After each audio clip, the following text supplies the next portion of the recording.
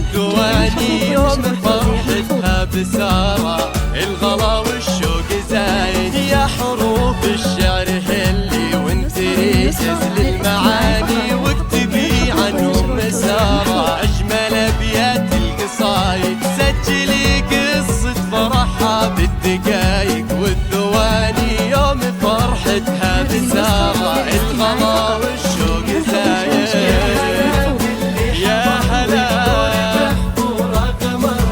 القصايد يوم وسارة، وما نوفي كتبنا الله تبيض الفرح شمس تبسم في يا أم سارة من وصوفك تطرب حروف الأغاني شامخة من يوم يومك في الرخاء وفي الشدايد، من شموخك يستزيد الشعر ويغرد لساني، عجودية بالطباع ويا عروبية بالعوايد،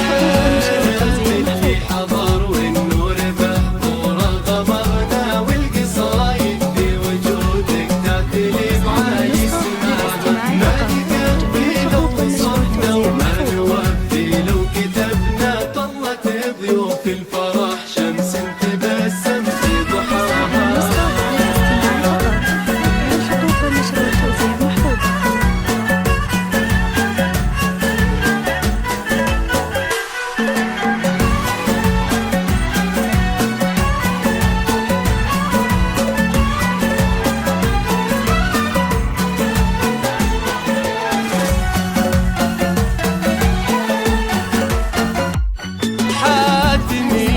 بالكرم في بحر ما لا مواني، تكرمين اصغر فقير وتفرشين اكبر موايد، في صلاتك تكسبين النور بعروق المحاني، تقطعين الليل بالذكر وتعوفين الوسايد، افرحي سارة بحياتك حققت اجمل الاماني، غمتك تمطر عليها كل ما جدت جدايد، فاتنا مثل القمر قامت تبطر في امانيك، انها مراية جمالك والحلاوة الزين عايد، اللي حضر والنور بحضور غمرنا القصايد في وجودك تأتي بعالي سمانا، ما نكفي لو وصفنا وما نوصي لو كتبنا، طلت ضيوف الفرح شمس تبسم في ضحاها،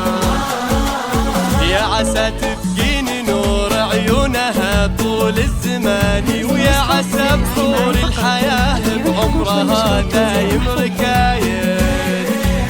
عن صفاتك يا أم سارة الشعر يبني مباني، يا عطر كل الحروف ويا حلاك